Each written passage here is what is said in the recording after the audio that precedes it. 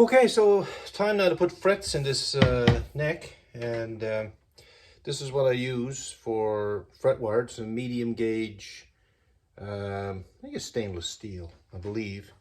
But anyway, it's about, when it's put in, it's around 1 millimeter in height, something like that. And medium gauge, I find, good for guitars. There's a heavy gauge that I used in the beginning, but I think that's more for basses. Anyway, I've gone to medium. Here's the neck. 21 slots, okay, and I've got a wood block here to use when I cut the frets for each space. I put them in here so that they don't get mixed up. Because the neck is radiused, okay, you have to bend the wire, otherwise the wire won't sit properly. So I've got this bender here, okay, and all you do, you run it through the little wheels on this. When you crank it, as soon as the fret wire feeds into it, you feed it in tang upwards, little rollers here, and there's a little slot, and then when it goes through, it bends, okay, and you can adjust how much bend is on it. It's like that, okay. There you go.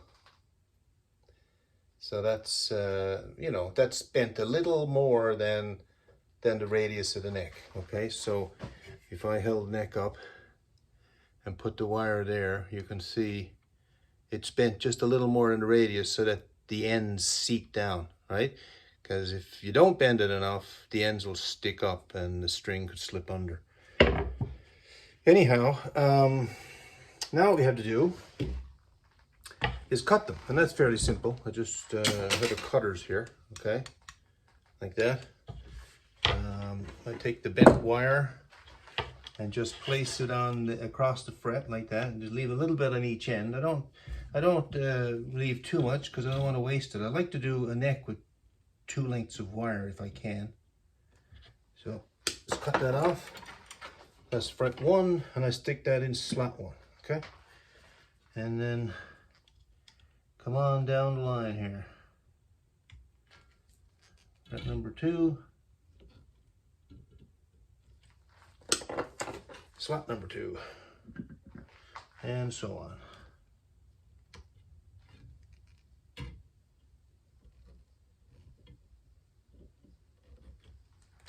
And I won't bore you with the rest of it, you get the idea. And we'll check back in a bit. So all the frets have been cut and placed in this little block with labeled, with numbers from 1 to 21, okay? So that goes over there, and I've got a little bit of fret wire left over, so that's not a bad thing. All right. Okay, now to actually install the frets, what I use, this is an old drill press. It's the first drill press I bought. It's a 7.5 inch, I think it's 7.5 inch, no, 10 inch, sorry. 10 inch drill press, because it's, drill press sizes go, when you measure from the chuck where the drill goes in to the center of the post back here, you double that, and that's the size of the drill press. So I think this distance here, not to the center of the post, to the outside of the post, this distance here would be 5 inches, I think. So you double that, so it's a 10 inch drill press. So this is kind of small for doing the guitar works, so I upgraded to a floor model 15 inch, so it's got a 7.5 inch distance here. Makes quite a difference because you can get the whole body of a guitar in here and do all the drilling that you need to do. So instead of selling this drill press, I made a fret installation thing out of it. So I just put a clamping caul here. So this little caul here on the bottom has a 10 inch radius. I've got one with a 12 inch too for doing, different fingerboards. And basically, I'll show you how it goes here. I use a little bit of glue, a little bit of wood glue actually, and I just kind of put that along the line here of the fret. You can use crazy glue if you want. I just find crazy glue a little more difficult to clean up. You can clean it up with acetone, but wood glue just, you know, wipes off a bit of water. So I just put it in the fret slot like that. Take my fret number 1, put the tang in like that, and then put it in the fret caul here. Just bring that down right on the fret, and then clamp it in. Just press that down, and that clamps it. See? So now I just wipe off the glue.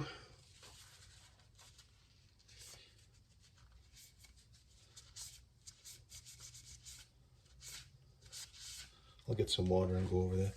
And there's fret number 1. Okay. I have a hammer right here.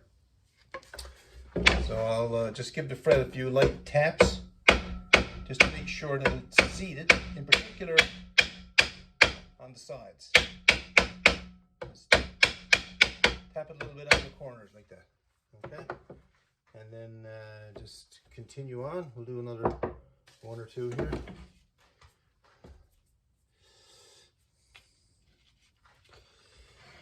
A bit of glue right there.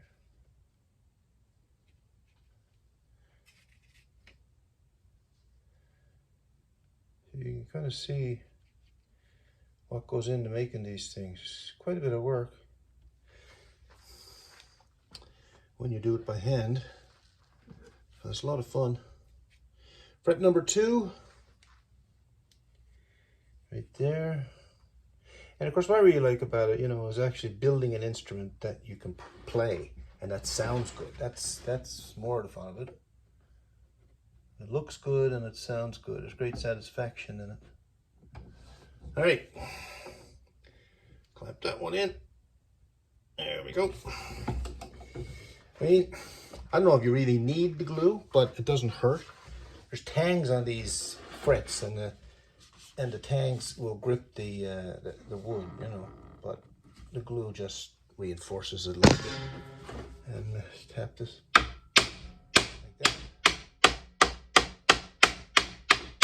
There you go. And carry on.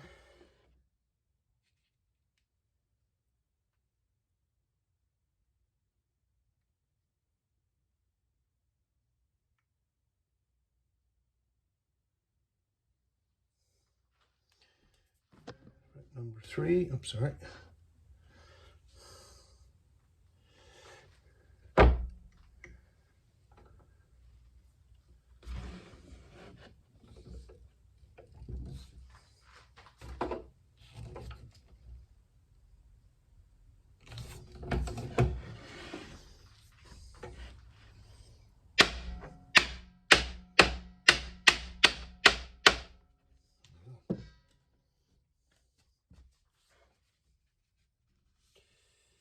So, carry on, repeat 21 times, right? Anyway, we'll come back when it's done. Okay, just because it's the last 2, I thought I'd film this part of it.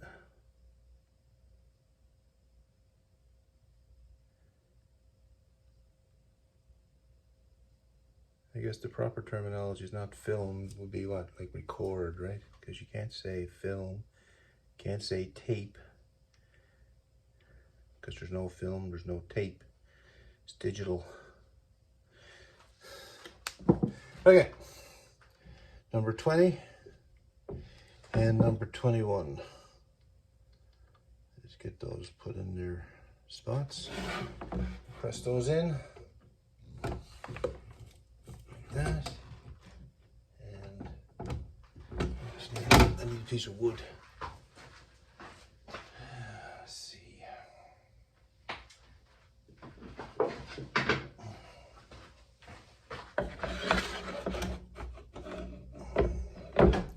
Hang on a second here.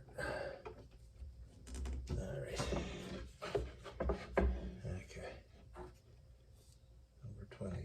do that one. And 21.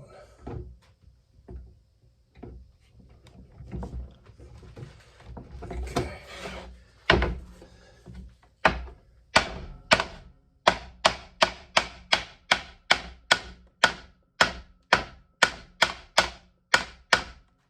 All right. Clean off the glue.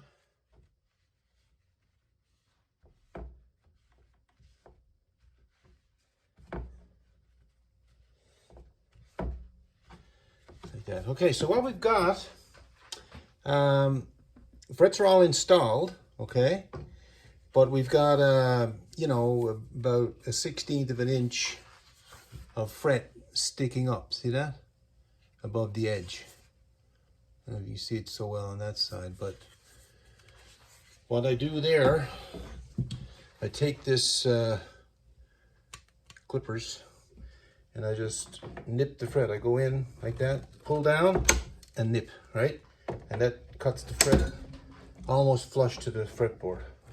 So I just go over them all and clip them in like that, okay?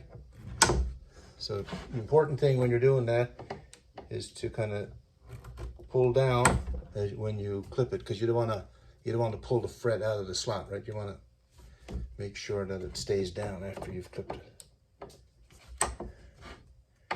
Some of these are short, so they don't, the pliers doesn't grab them.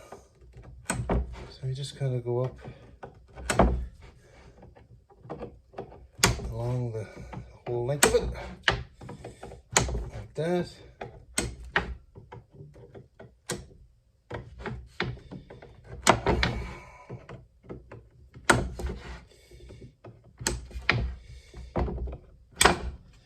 There you go. Same on the other side.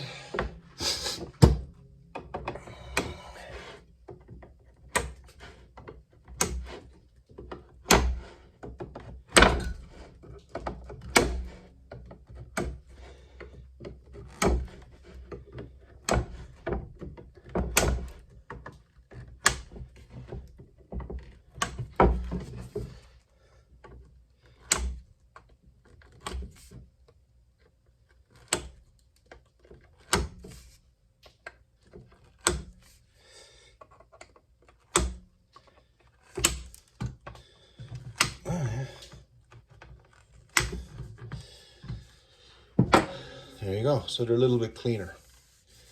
Okay, now to clean them up more, let me get something else here.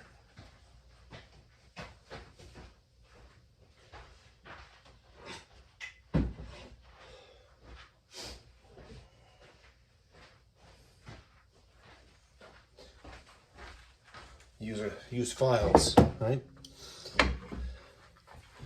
So this is a file, right? With a handle on it. Okay, so you can hold it. And then you just file the edge of the frets like that, in flat to the wood, right?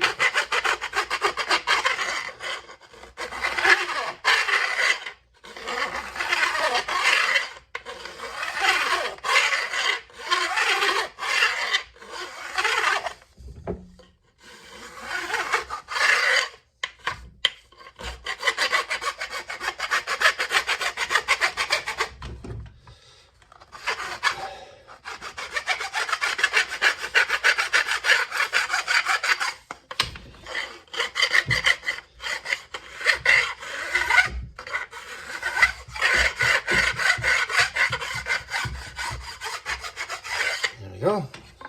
This side is pretty flush, and I will do, I won't bore you with the other side. Okay, we got that done. So the frets now are flush to the side of the fretboard, okay? But they're square. So there's another type of file here. It's got it's just a block, I don't know what that's made of, some kind of plastic stuff. Heavy, really heavy plastic stuff, with a file embedded at a certain angle, right? So what you do is you ride this surface here on the fretboard, and then the file cuts the frets at an angle, right? so it kind of bevels them. So I'll just run this a few times. Hang on a second here.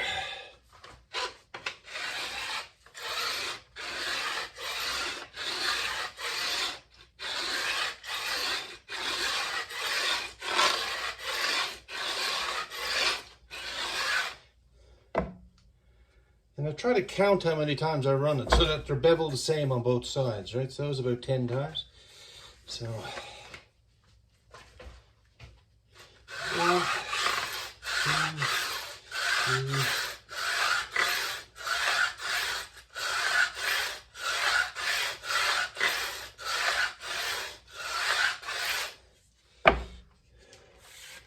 All right.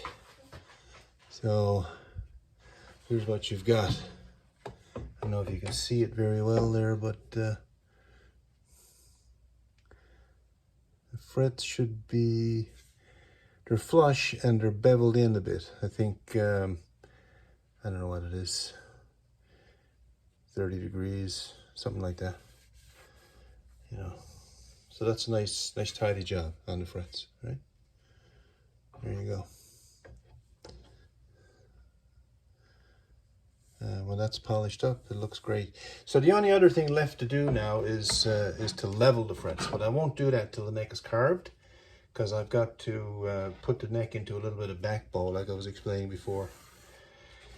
And I don't want to do that till I've got this wood removed, because it puts too much tension on the truss rod, right? So once the wood is removed and the neck is thickness, then, you know, and it is maple, right? So it's really hard. If I tried to bend that now with the truss rod, I'd put a lot of force on it. Okay. That's that.